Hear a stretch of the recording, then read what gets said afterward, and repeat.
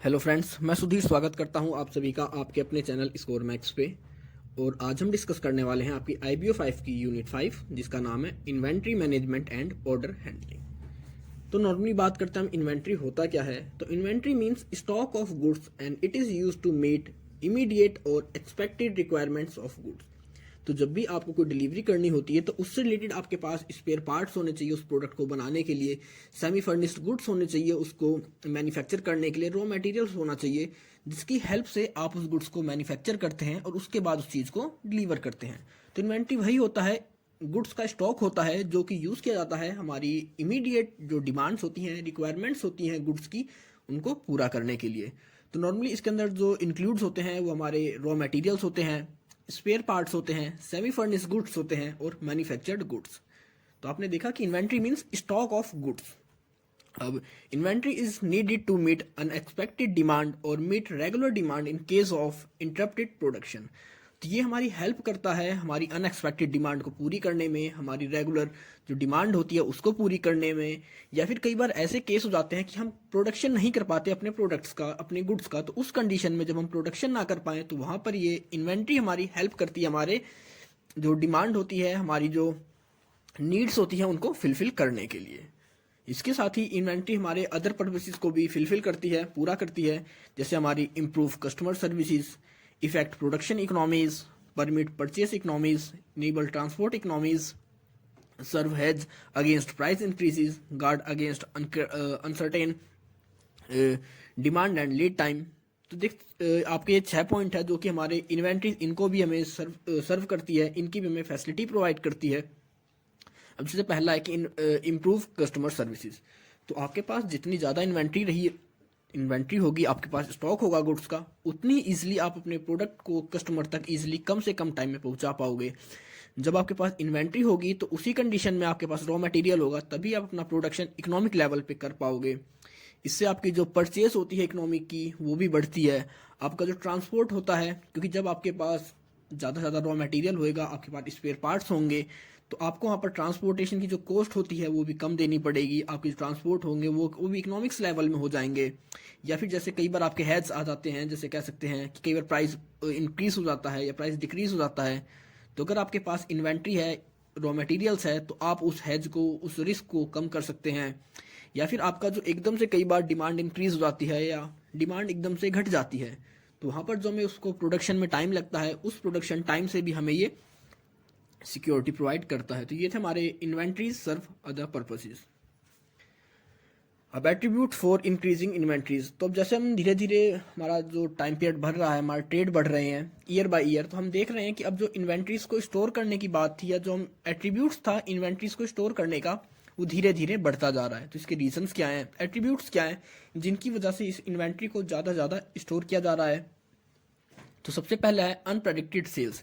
तो आज के टाइम पे हम सेल्स के बारे में पहले से ही प्रेडिक्ट नहीं कर सकते कि हमारी इस मंथ में इतनी सेल्स होगी या हमें इतने गुड्स की, रॉ मटेरियल्स की, फिनिश गुड्स की नीड होगी। तो हमारी जो सेल्स होती है अनप्रेडिक्टेड होती है, हमें नहीं पता कि कस्टमर कितनी डिमांड कर ले किस टाइम पर। तो उसकी वजह से हमें ज़्यादा से ज़्यादा इन्वेंट्री को स्टोर करना होता है अपने स्टॉक में। दूसरा है प्रोडक्ट ऑब्सोलेंस। अब प्रोडक्ट ऑब्सोलेंस का मतलब है कि जब भी हमारे प्रोडक्ट होते हैं तो हमारा जो चाहे प्रोडक्ट है चाहे मटेरियल है वो ख़राब भी हो जाते हैं और खोजते कई बार चोरी हो जाए या कुछ भी हो जाए। तो उस कंडीशन में हमें पहले से ही तैयार रहना चाहिए, रेडी रहना चाहिए कि अगर ये सब कंडीशन होती है तो उस टाइम जो हमारी नीड होगी मार्केट में उसको हम फुलफिल कर सकें विदाउट एनी डिस्टर्बेंस के। नेक्स्ट आपका proper classification system and coding is not available. अब हमारे जो गुड्स का या कह सकते हैं मटीरियल्स का जो कोडिंग सिस्टम है वो हमारे पास अवेलेबल नहीं है। हमें नहीं पता होता कि हमें किस गुड्स की कितनी डिमांड किस टाइम पर होगी, ना ही उनका क्लासिफिकेशन है। तो जब हमारे पास क्लासिफिकेशन नहीं है उनका, ना ही उनकी कोडिंग अवेलेबल है, तो उस कंडीशन में हमें ये नहीं होता पता कि एक्यूरेट हमें कितना प्रोडक्ट किस कैटेगरी का रखना है। तो इसके लिए हम ज़्यादा से ज़्यादा स्टॉकिंग करते हैं, इन्वेंट्री को बढ़ाते हैं। नेक्स्ट आपका लेंथियर प्रोडक्शन साइकिल। अब आपका जो प्रोडक्शन साइकिल होता है इन प्रोडक्ट्स का बहुत ज़्यादा लंबा होता है। तो इस कंडीशन में भी, क्योंकि अगर आपकी डिमांड बहुत ज़्यादा हो गई तो उस टाइम में आप प्रोडक्शन की बजाय अपने स्टॉक का यूज़ करोगे उस डिमांड को फुलफिल करने के लिए। नेक्स्ट आपका प्रोडक्ट डाइवर्सिफिकेशन। अब आपके पास एक ही तरह के एक प्रोडक्ट नहीं, उसके बहुत सारे प्रोडक्ट होते हैं, बहुत सारी कैटेगरीज होती हैं, उनके कह सकते हैं सब्स्टिट्यूट्स अवेलेबल होते हैं। तो आप हर तरह के सब्स्टिट्यूट को, हर तरह के डाइवर्सिफिकेशन को अपने पास स्टोर रखते हैं ज़्यादा से ज़्यादा मात्रा में, क्योंकि जितना आपका डाइवर्सिफिकेशन होगा प्रोडक्ट का, उतनी ही आपकी जो इन्वेंट्री है उसकी जो स्टॉकिंग होगी वो बढ़ जाएगी। नेक्स्ट आपका इनएफिशिएंट प्रोडक्शन प्लानिंग, आपकी जो प्रोडक्शन प्लानिंग है वो इनएफिशिएंट है। नेक्स्ट आपका inefficient purchase organisation due of unplanned purchases. अब आपकी जो परचेसेस होती है वो कोई ऑर्गेनाइज वे में नहीं चलती कि हमें कितना परचेज करना है, हमारा जो ऑर्गेनाइजेशन है वो कब परचेज करेगा, उनका कोई एक जो सिस्टमेटिक तरीका होता है, प्रोसीजर होता है, वो हमारे पास नहीं है। तो इन सभी की वजह से या इन सभी के रिस्क को कम करने के लिए, इन सभी रीजन से हमारी जो इन्वेंट्री की जो रेट है स्टॉकिंग की, या जो हम कहते हैं कि हम इन्वेंट्री को ज़्यादा से ज़्यादा स्टोर कर रहे हैं, तो उनका रीज़न यही है। अब फैक्टर इन्फ्लुएंसिंग इन्वेंट्रीज, तो कौन कौन से फैक्टर्स हैं जो हमारी इन्वेंट्रीज को इफेक्ट करते हैं। इसमें दो तरह के होते हैं, एक तो आपकी होती है प्रोडक्शन इन्वेंट्री, दूसरी होती है आपकी फिनिश गुड्स इन्वेंट्री। अब आपकी जो प्रोडक्शन इन्वेंट्री होती है, मतलब ये वो इन्वेंट्री है जो कि आपके प्रोडक्शन के अंदर हेल्प करेगी उस प्रोडक्ट को आपको प्रिपेयर करने के अंदर, आपकी प्रोडक्शन इन्वेंट्री। और दूसरी होती है फिनिश गुड इन्वेंट्री, मतलब ये अब गुड्स प्रिपेयर हो चुका है, इसको अब आपको सिर्फ कस्टमर तक डिलीवर करना होता है, सेल करना होता है। इन्वेंट्री उस तरह की होती है। अब आपकी जो प्रोडक्शन इन्वेंट्री होती है, इसके अंदर जो फैक्टर्स हैं, जैसे आपका लीड टाइम। अब लीड टाइम होता है कि आप उस प्रोडक्ट को कितने टाइम के अंदर प्रिपेयर कर पाओगे। अगर आपका जो लीड टाइम है बहुत कम है, तो उस कंडीशन में आप जो इन्वेंट्री को स्टोर करोगे कम से कम करोगे, क्योंकि अगर आपका जो लीड टाइम है आप उसको बहुत जल्दी प्रिपेयर कर लेते हो या फिनिश गुड्स बहुत जल्दी बना लोगे उस रॉ मटेरियल से, तो आप अपनी डिमांड के हिसाब से, नीड के हिसाब से वहाँ पर रॉ मटेरियल लोगे, वहाँ पर इन्वेंट्रीज को कलेक्ट करोगे। लेकिन अगर आपका जो लीड टाइम है वो बहुत ज़्यादा है, तो उस कंडीशन में आप प्रिपेयर करने की जगह उसको स्टोर करने पर ज़्यादा फोकस करोगे। दूसरा होता है आपका कॉस्ट ऑफ प्रिक्योरमेंट, मतलब अब जब आप इन्वेंट्रीज को अपने पास स्टॉक कर रहे हो तो उनके रख रखाव में जो खर्चा होता है वो भी हम चेक करते हैं कि हम कितना इन्वेंट्रीज अपने पास स्टोर रखें, अपने स्टॉक में रखें, कि उनका जो कॉस्ट होती है वो भी कम आए, इकोनॉमिक लेवल पे आए। नेक्स्ट देखते हैं हम कि अवेलेबिलिटी ऑफ स्टोरेज स्पेस, कि हमारे पास कितना स्पेस अवेलेबल है उन इन्वेंट्रीज को स्टोर करने का, क्योंकि जितना हमारे पास स्टोरेज अवेलेबल होगा, स्पेस अवेलेबल होगा, उतनी ही हम अपनी इन्वेंट्री को वहाँ पर स्टोर कर सकते हैं। फिर देखते हैं हम कि रिलायबिलिटी ऑफ सप्लायर्स। अब हमारे पास हमें जो रॉ मटेरियल चाहिए, सेमी फर्निश्ड गुड्स चाहिए, किसी ना किसी सप्लायर से हम परचेज करते हैं, तो उसके लिए हम देखते हैं कि हमारा जो सप्लायर है उसकी रिलायबिलिटी क्या है, कि क्या वो हमें इन फ्यूचर में जैसी हमारी डिमांड हम उससे करते हैं, क्या वो उसको तुरंत हमें डिलीवर कर पाएगा या कितना टाइम लेगा उस प्रोडक्ट को डिलीवर करने में, उसकी रिलायबिलिटी क्या है उस सप्लायर की। तो ये सब चीज़ देखी जाती हैं। नेक्स्ट आपका कैपिटल अवेलेबल। अब हम देखेंगे हमारे पास कितनी कैपिटल अवेलेबल है, कितना फाइनेंस अवेलेबल है, कैश अवेलेबल है उस नीड्स को, उस रॉ मटेरियल्स को फुलफिल करने में, उसकी डिमांड को पूरी करने में। नेक्स्ट हमारा गवर्नमेंट पॉलिसीज। इसके बाद हमारा minimum order quantity imposed by seller. अब जैसे कई बार आपके सेलर होते हैं वो आपको एक प्रोडक्ट या दो प्रोडक्ट नहीं देते, वो बल्क में आपको प्रोडक्ट प्रोवाइड करते हैं। जैसे आपका 10 प्रोडक्ट हो गए या आपके 12 हो गए या 50 हो गए या 100 हो गए, तो इस तरह कुछ क्वांटिटी इम्पोज्ड होती है उनकी कि आपको अगर उनसे प्रोडक्ट लेना है तो मिनिमम उस क्वांटिटी को आपको लेना पड़ेगा।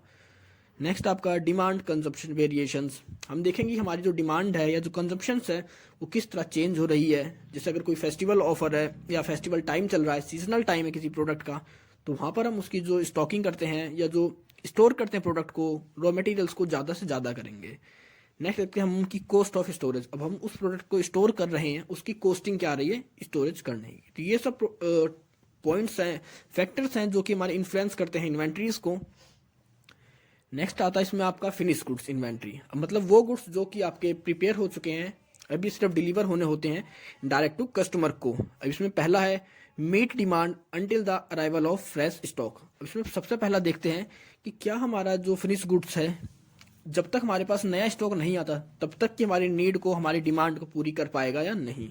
क्योंकि अगर हमारी वो डिमांड को पूरी नहीं कर पाता हमारे फ्रेश स्टॉक तक, तो उस कंडीशन में हमें यहाँ पर ऑर्डर करना पड़ता है या अपने इन्वेंट्रीज को बढ़ाना पड़ता है। नेक्स्ट है प्रोडक्शन इन इकोनॉमिक लॉट्स। अब देखते हैं कि हमारा जो प्रोडक्शन है वो इकोनॉमिक लॉट्स में हो, हमारी जो कॉस्टिंग आए वो कम से कम आए, क्योंकि जब हमारी कॉस्टिंग कम आएगी उसी कंडीशन में हमारा जो प्रॉफिट होगा वो ज़्यादा होगा। नेक्स्ट देखते हैं हम कि अवेलेबल स्टोरेज अवेलेबल। कि अब देखेंगे हमारे पास जो स्टोरेज की फैसिलिटी है, स्टोरेज स्पेसिस हैं, वो कितना है, उसके हिसाब से हम कितनी इन्वेंट्री को वहाँ पर स्टोर कर सकते हैं। तो ये थे हमारे फैक्टर्स इन्फ्लुएंसिंग इन्वेंट्रीज।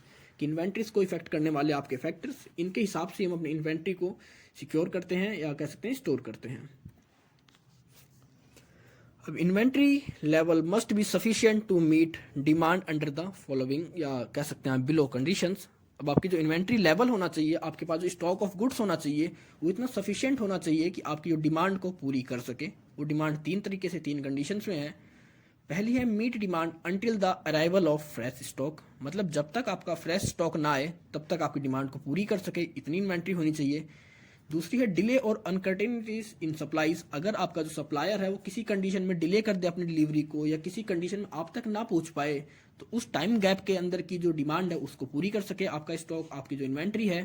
और तीसरा है आपका एकोमोडेट डिमांड वेरिएशंस, अगर आपके डिमांड में वेरिएशंस आ जाती हैं तो उस चीज़ को भी फिलफिल कर सके। तो इन तीनों चीज़ों को, इन तीनों डिमांडों को हमारी पूरी करना चाहिए हमारी जो इन्वेंट्री है। अब to objectively determine the right level of inventory following parameters must be consider. तो अब हम देखेंगे कि राइट लेवल ऑफ इन्वेंट्री मतलब जब हमें कितनी इन्वेंट्री को रखा जाए, क्या लेवल रखा जाए इन्वेंट्री का, जिसके थ्रू हम अपने जो डिमांड होती है, हमारी जो रिक्वायरमेंट होती है उसको पूरी कर सकें। तो इसमें हमारा होता है रीऑर्डर लेवल, दूसरा होता है रीऑर्डर क्वांटिटी, तीसरा हम देखते हैं इसके अंदर लीड टाइम, चौथा देखते हैं हम डिमांड ऑफ वेरिएशन। तो इन सभी चीज़ों को, इन सभी पैरामीटर्स को हम कंसीडर करते हैं अपने डिटरमाइन करते वक्त कि हम कितनी इन्वेंट्री अपने पास स्टॉक में रखेंगे। इनके बारे में भी अब नेक्स्ट स्लाइड में देखेंगे। अब बात करते हैं cost of inventory control. Inventory control होता क्या है? It refers to systematic control of purchase mode, storage and use of material in a way to maintain uninterrupted flow of production, supply as per the market trends and demand, and to avoid excessive investment in stock holding at the same time.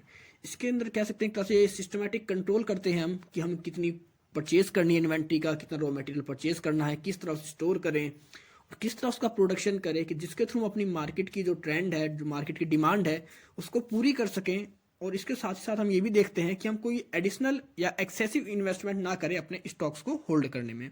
हम सिर्फ उतना ही investment करें जितनी कि हमारी market में need है, market में ट्रेंड है। अब ऑब्जेक्टिव्स ऑफ इन्वेंट्री कंट्रोल। अब इन्वेंट्री कंट्रोल के ऑब्जेक्टिव्स क्या हैं? सबसे पहला है अवॉइड ओवर स्टॉकिंग। अब अगर हमारे पास बहुत ज़्यादा स्टॉक होगा और हमारी नीड कम होगी, हमारी जो डिमांड है मार्केट में वो कम होगी, तो हमें वहाँ पर लॉस होगा। तो वहाँ पर कह सकते हैं जो मार्केट में अपनी जो ज़्यादा स्टॉक हम इकट्ठा कर लेते हैं, ज़्यादा इन्वेंट्री हो जाती है, तो उस चीज़ को अवॉइड करने के लिए हम इन्वेंट्री कंट्रोल करते हैं। हम यहाँ पर उतनी इन्वेंट्री रखते हैं जितनी कि हमारी नीड और डिमांड के हिसाब से होती हैं। दूसरा है अवॉइड अंडर स्टॉकिंग। अब ये फर्स्ट के अपोजिट है, उसमें था आपकी इन्वेंट्री आप बहुत ज़्यादा रखते थे, उसको अवॉइड करने के लिए। और इसके अंदर आप अवॉइड करते हैं अंडर स्टॉकिंग, मतलब आपकी इन्वेंट्री आपके पास इतनी भी नहीं होती कि आपकी डिमांड को पूरी कर सके नीड पे। जहाँ पर हम एक लेवल मेंटेन करते हैं, लेवल फिक्स करते हैं, जिसके अंदर आप अपनी जो इन्वेंट्रीज हैं या स्टॉक है उसको मेंटेन करते हैं। नेक्स्ट आपका अटेन इकोनॉमी ऑफ परचेजेज। अब आप जितनी परचेज करते हैं, जितनी भी आप कोई प्रोडक्ट परचेज करते हैं या मैन्युफैक्चर करते हैं, तो आप उसका इकोनॉमी लेवल होता है। तो उसको पाने के लिए कि हम जितना अपना इन्वेंट्री को कंट्रोल करेंगे, उतनी हमारी जो परचेज रेट होगी, हमारी जो कॉस्टिंग होगी वो कम होगी और हमारा जो प्रॉफिट होगा वो बढ़ेगा। नेक्स्ट आपका रिड्यूस स्टोरेज लॉसेज। जब हम अपने प्रोडक्ट को स्टोर करते हैं, इन्वेंट्री को स्टोर करते हैं, तो उस टाइम में कई बार बहुत ज़्यादा लॉसेज हो जाते हैं। तो उस लॉस को कम करने के लिए, रिड्यूस करने के लिए भी अपनी इन्वेंट्री को कंट्रोल करते हैं। नेक्स्ट आपका enable timely dissemination of inventory information. अब टाइम पर आपको अपनी इन्वेंट्री की सारी इन्फॉर्मेशन मिल सकें कि आपके पास कितनी इन्वेंट्री है, कितनी अवेलेबल है, कितनी नीड है और कितने की सेल्स हुई है। मतलब सारी इन्फॉर्मेशन रिलेटेड टू इन्वेंट्री आपको मिल सके एक साथ। तो इसलिए भी हम इन्वेंट्री कंट्रोल करते हैं। तो ये थे हमारे ऑब्जेक्टिव्स। अब इन्वेंट्री कंट्रोल टेक्निक्स। अब इन्वेंट्री कंट्रोल हम करते किस तरह हैं उसके बारे में बात करते हैं। तो सबसे पहला है आपका reorder level. The reorder level indicates stock into implicity. It is an indicative of maximum consumption in lead time and safety margin.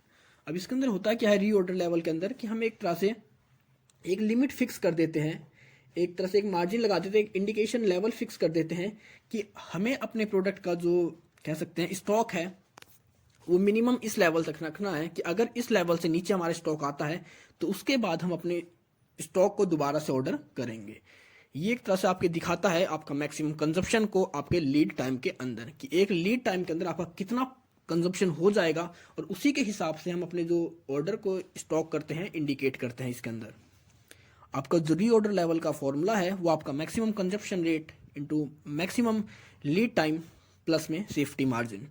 इसके अंदर हम दो तरह के अप्रोचेस का यूज़ करते हैं री ऑर्डर लेवल को चेक करने के लिए, इसको डिटरमाइन करने के लिए। तो एक है आपका परपेचुअल रिव्यू सिस्टम, दूसरा है आपका पीरियोडिक रिव्यू सिस्टम। अब अगर हम परपेचुअल की बात करते हैं तो परपेचुअल में क्या होता है कि इसके अंदर हम अपना स्टॉक का एक लेवल फिक्स कर देते हैं और उसके हिसाब से अपने प्रोडक्ट को चेक करते रहते हैं, और जैसे ही हमारा प्रोडक्ट उस लेवल से नीचे आता है हम उसके लिए ऑर्डर दे देते हैं, उस इन्वेंट्री को ऑर्डर कर देते हैं। जैसे आप समझ सकते हैं कि हमारे पास ये कोई इन्वेंट्री है, हमने ये लेवल उसका एक डिफाइन कर दिया है कि अगर इससे हमारी इन्वेंट्री जैसे नीचे आएगी हमें तुरंत ऑर्डर करना है, या जैसे इस लेवल तक पहुंचेगी हमारी इन्वेंट्री हमें ऑर्डर कर देते हैं उस प्रोडक्ट को लिए, या उस प्रोडक्ट की जो डिमांड होती है उसके लिए, रॉ मटेरियल्स को, सेमी फर्निश गुड्स को, उन सभी को। तो देखते हैं जैसे अगर हमारी सेल्स हो रही है इन्वेंट्री की, और जैसे इस प्रोडक्ट लेवल पे पहुंचेगी हमारी इन्वेंट्री उसी कंडीशन में हम ऑर्डर कर देते हैं उस प्रोडक्ट को। ये होता है कि ये महीने में 2 दिन बाद भी हो सकती है आपकी, 4 दिन बाद भी हो सकती है, 10 दिन बाद भी। इनका जो कोई टाइम इंटरवल होता है वो फिक्स नहीं होता है इसमें ऑर्डर करने का आपके प्रोडक्ट्स को, क्योंकि इसके अंदर आप कह सकते हैं आपको नहीं पता होता है कि आपकी जो इन्वेंट्री है वो किस टाइम पर खत्म होएगी या उसकी कितनी डिमांड एकदम से हो जाएगी। तो यहाँ पर जो उसकी पूर्ति करने के लिए हम जैसे ही वो उस लेवल पर आती है उसके बाद ही उसकी तुरंत डिमांड कर देते हैं, उसको परचेज कर लेते हैं, स्टॉक कर लेते हैं। इसकी कुछ लिमिटेशंस हैं। तो it is not possible to obtain minimum order restrictions for a group of item. अब इसके अंदर हम किसी एक ग्रुप ऑफ आइटम्स के ऊपर कोई रेस्ट्रिक्शंस नहीं लगा सकते मिनिमम, क्योंकि ओवरऑल स्टॉक के ऊपर से काउंट किया जाता है। दूसरा है it is insensitive to demand, मतलब ये हमारी जो डिमांड है उसके लिए एकदम सेंसिबल नहीं है, ये हमारी डिमांड को एज्यूम नहीं कर पाता, या कह सकते हैं प्रेडिक्शन नहीं लगा पाता कि हमारी किसी टाइम पे डिमांड बढ़ भी सकती है।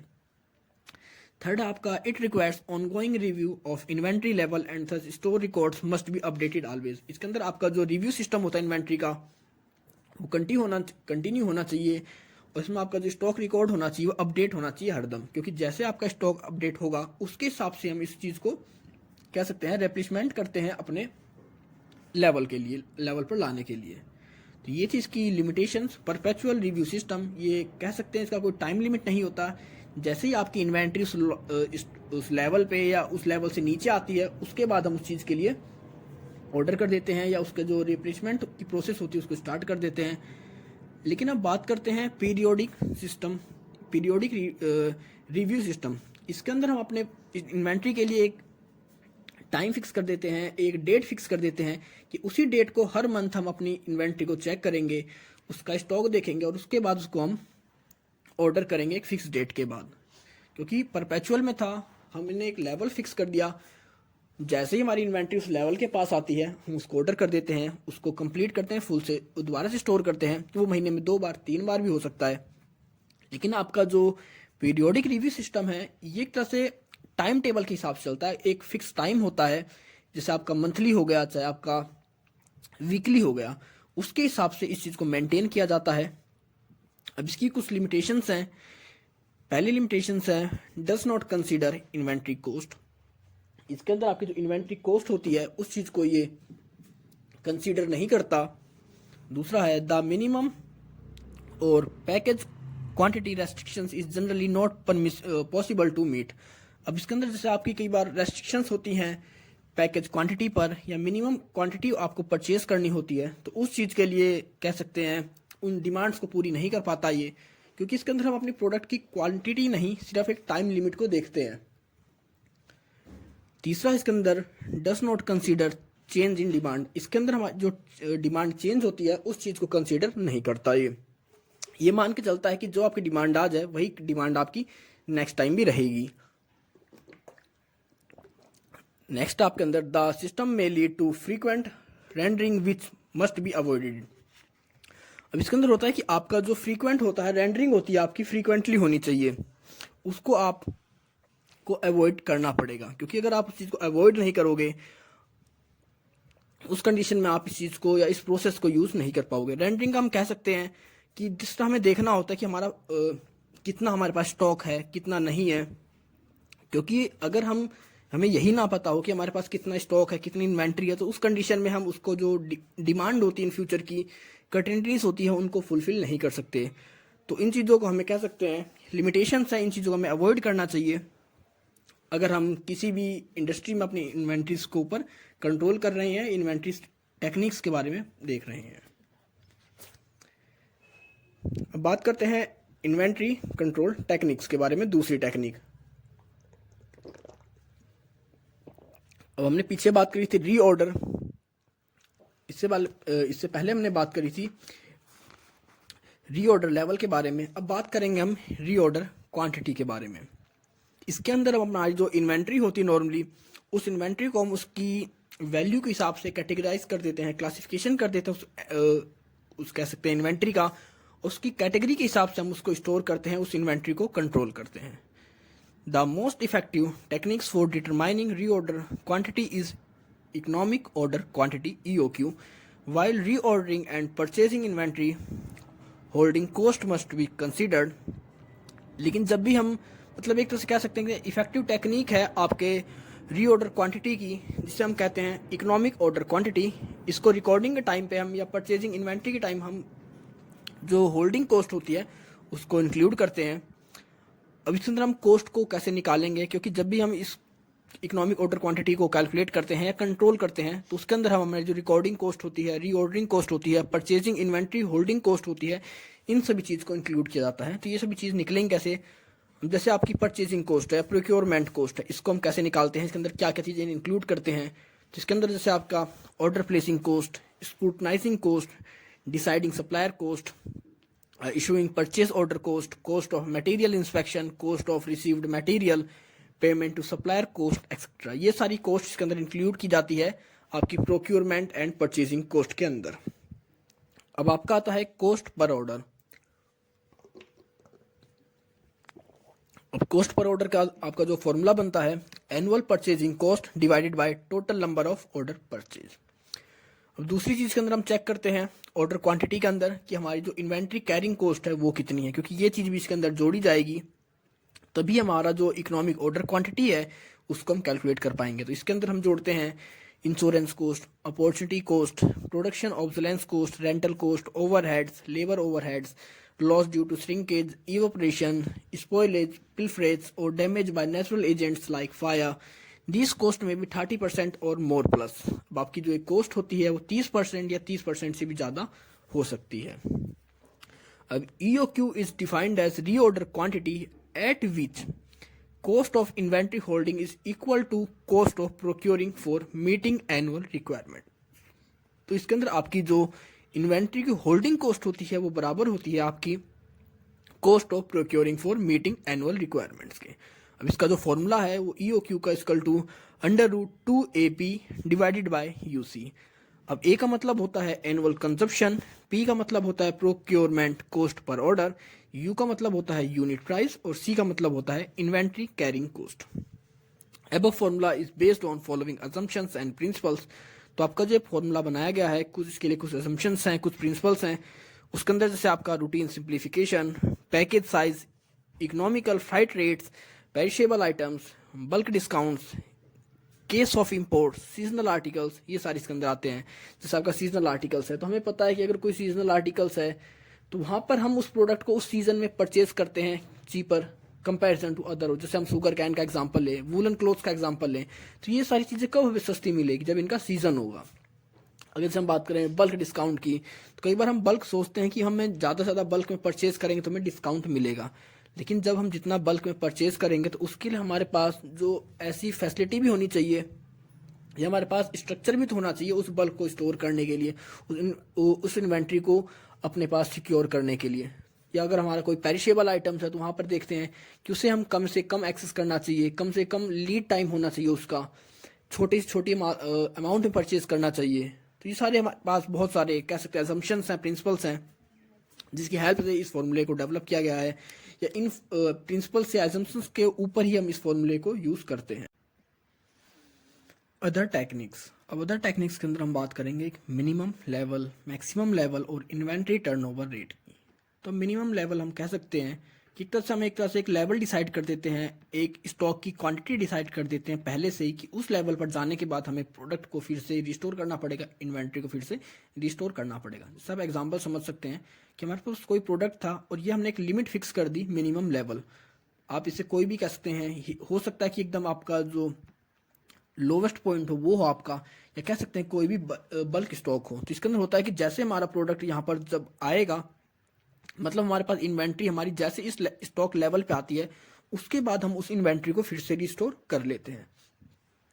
आपका जो मिनिमम लेवल है ये कोई स्टॉक लेवल भी हो सकता है, या फिर ये आपका एकदम से जीरो लेवल भी हो सकता है।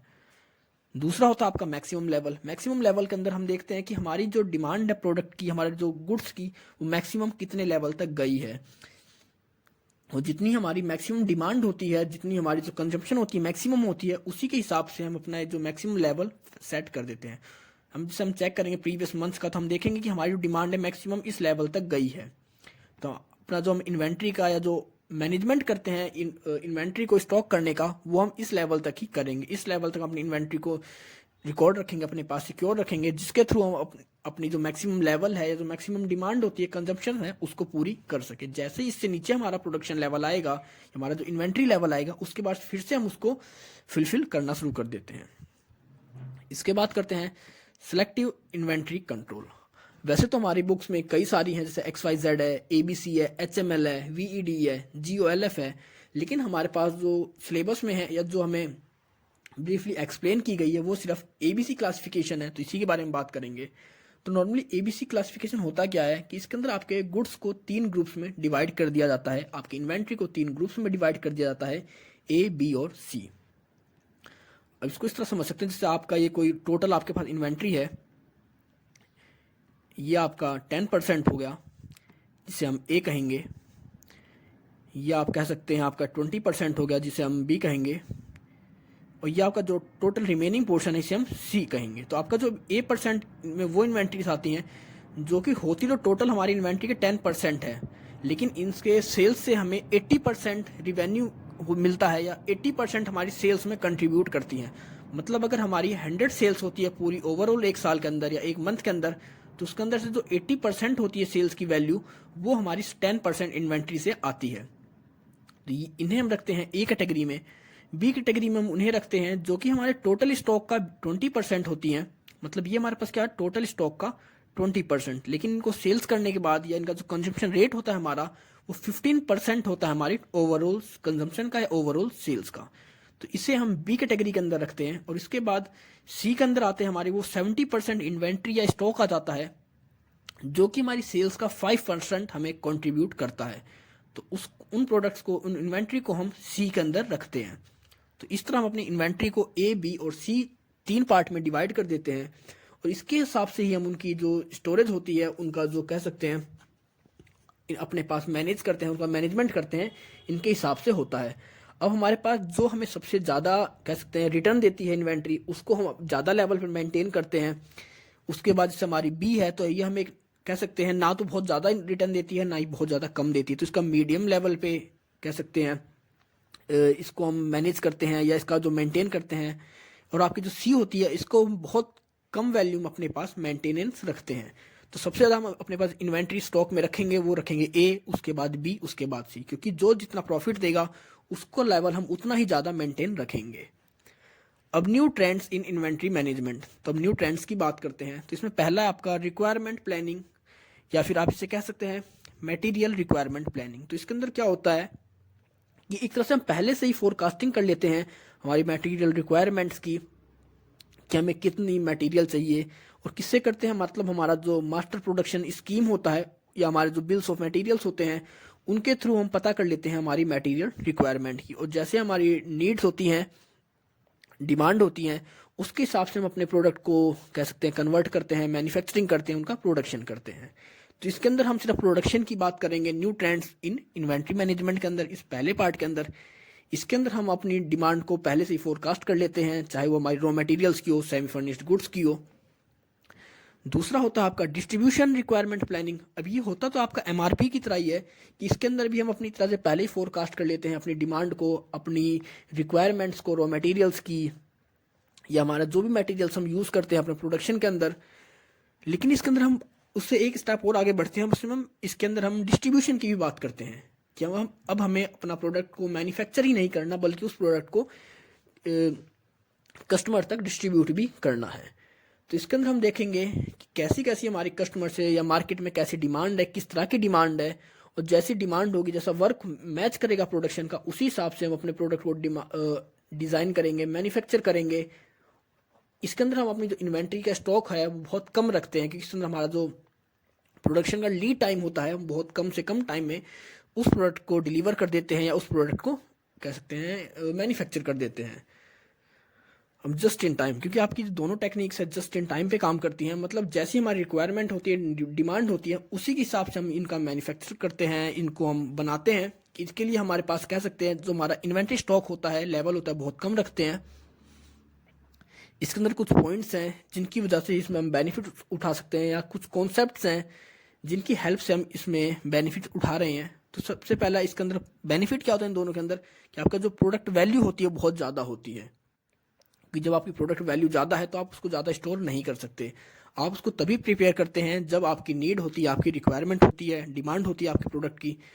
आपकी रिक्वायरमेंट इज़ वेरी कर्टेन, मतलब आपकी जो रिक्वायरमेंट होती है वो कोई फिक्स नहीं है, वो कभी भी ज़्यादा हो सकती है, कभी भी कम हो सकती है। तो ज़रूरी नहीं है कि आपने जितना प्रोडक्शन आप पहले बना लें आपको हरदम सेल हो जाए या आपकी डिमांड पूरी कर पाएँ, तो आप यहाँ पर इस चीज़ से बच जाते हैं। तीसरा होता है आपका जो लीड टाइम होता है वो बहुत कम होता है, मतलब आप बहुत कम टाइम के अंदर उस रॉ मटेरियल को, सेमी फर्निश्ड गुड्स को इन्वेंट्री में या कह सकते हैं फिनिश्ड गुड्स में कन्वर्ट कर देते हैं उनकी डिमांड के हिसाब से। और इसके अंदर no economic benefit to supply larger than requirement, और इसके अंदर आपकी कोई भी आपको इकोनॉमिक बेनिफिट नहीं मिलेगा अगर आप रिक्वायरमेंट से ज़्यादा सप्लाई करोगे। कि नॉर्मल हमारी एजम्पशन क्या होती है कि हम जितना परचेज करेंगे, जितना सेल करेंगे, उतनी हमें इकोनॉमिक बेनिफिट मिलेगा। लेकिन इसके अंदर हमें सिर्फ उसी बेनिफिट मिलेगा जितने की आपकी रिक्वायरमेंट है। तो ये थे आपके new trends in inventory management.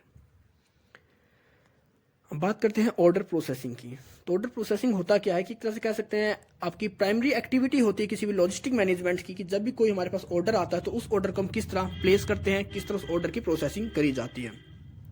तो सबसे पहला होता है आपका ऑर्डर एंट्री। तो इसके अंदर आपका ऑर्डर लेना, फिर उस ऑर्डर को इलेक्ट्रॉनिक फॉर्म में या पेपर फॉर्म में कन्वर्ट करना, या आपका कह सकते हैं आपका कस्टमर भी कर सकता है काम, या वो हमें किसी एक मीडियम से हमें ऑर्डर प्लेस करेगा, उसके बाद हम उस चीज़ को कन्वर्ट करें।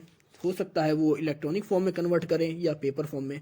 अब ये ऑर्डर हमें कह सकते हैं मेल के थ्रू भी आ सकता है, या सेल्स के थ्रू आ सकता है, हमारे सेल्स एजेंट्स के थ्रू आ सकता है, या बाय कस्टमर भी आ सकते हैं। अब इसके बाद आपका ऑर्डर हैंडलिंग। अब ऑर्डर हैंडलिंग क्या होता है कि हम देखेंगे कि हमें किस तरह की रिक्वायरमेंट है, किस तरह की सिस्टम्स की नीड है इस तरह के प्रोडक्ट को करने के लिए। मतलब इसके अंदर आप देखेंगे कि हमारे पास कितना स्टॉक है, कितना प्राइस है, कितनी क्रेडिट लिमिट है, उस चीज़ों के बारे में। क्योंकि हमारे पास अब एक तरह से ऑर्डर तो आ गया, ऑर्डर को हैंडल करना है। तो ऑर्डर हैंडलिंग में हम देखेंगे कि हमारे पास क्या रिक्वायरमेंट है, क्या सिस्टम है, क्या सब सिस्टम है, क्या हम इस प्रोडक्ट को कंप्लीट कर पाएंगे, नहीं कर पाएंगे, या किस कॉस्ट पे, किस क्रेडिट लिमिट पर हम इस ऑर्डर को डिलीवर करेंगे। इस तरह से हम तो पूरा एस्टिमेट बनाते हैं अपने डिलीवरी डेट तक का इसके अंदर। इसके बाद आपका ऑर्डर रिपोर्ट स्टेटस। इसके अंदर होता है कि हम कस्टमर को अब अपडेट कर देते हैं अबाउट देयर ऑर्डर स्टेटस, कि उसने ऑर्डर दे दिया है, वो सक्सेसफुली रिसीव हो गया है, हम उसको वो डिलीवरी किस टाइम तक प्रोवाइड कर देंगे। और इसमें जो भी आप कह सकते हैं कंफर्मेशन प्रोवाइड करते हैं उसके डिलीवरी से रिलेटेड, उसके प्रोडक्ट से रिलेटेड, और अगर कोई रिक्वायरमेंट होगी मॉडिफिकेशन की तो वो भी कर दी जाती है इसके अंदर। इसके बाद होता है इन्वॉइसिंग। अब इन्वॉइसिंग होता है कि आपका इसके अंदर हमने जब भी प्रोडक्ट को या उस ऑर्डर को प्रोसेस किया था, इसके अंदर हम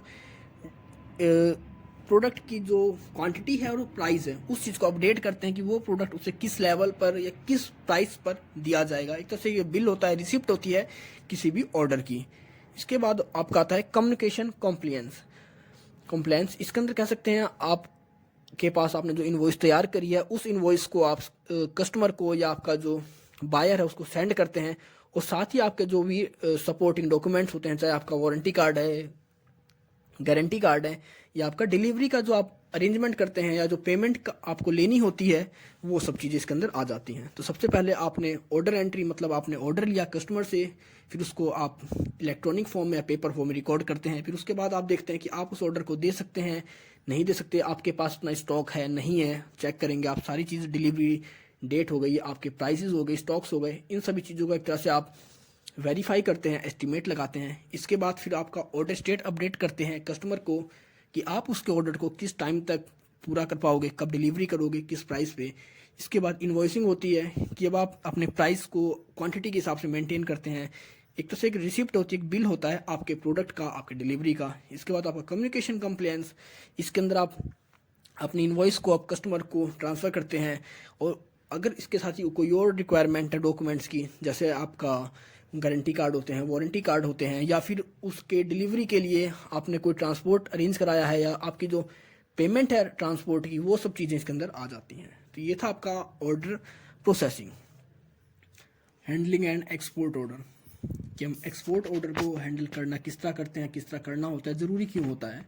तो export order is complex in nature due to number of formalities involves at various stages, pre shipment, shipment and post shipment. तो जब भी हम एक्सपोर्ट ऑर्डर करते हैं वो बहुत ज़्यादा कॉम्प्लेक्स होता है नेचर में, कि उसके अंदर बहुत ज़्यादा फॉर्मेलिटीज़ होती हैं, बहुत ज़्यादा स्टेजेस वर्क होते हैं, चाहे आपकी प्री शिपमेंट स्टेज हो, शिपमेंट स्टेज हो, या पोस्ट शिपमेंट स्टेज हो। तो there is a special requirement with regard to packing, moving and marketing. तो इसके अंदर आपकी जो स्पेशल रिक्वायरमेंट होती है आपके पैकिंग के टाइम पर उस प्रोडक्ट को मूव करने के लिए या उसकी मार्केटिंग के लिए। तो ये था आपका हैंडलिंग एंड एक्सपोर्ट ऑर्डर। तो आई होप फ्रेंड्स आपको सब कुछ समझ में आ गया होगा। अगर आप कोई इशू है, कोई डाउट है, तो आप मुझसे कमेंट सेक्शन में कमेंट कर पूछ सकते हैं, नहीं तो आप मुझे मेरे इंस्टाग्राम अकाउंट पर फॉलो कर सकते हैं। तो मिलते हैं जल्दी एक नई वीडियो के साथ, तब तक के लिए take care, goodbye friends.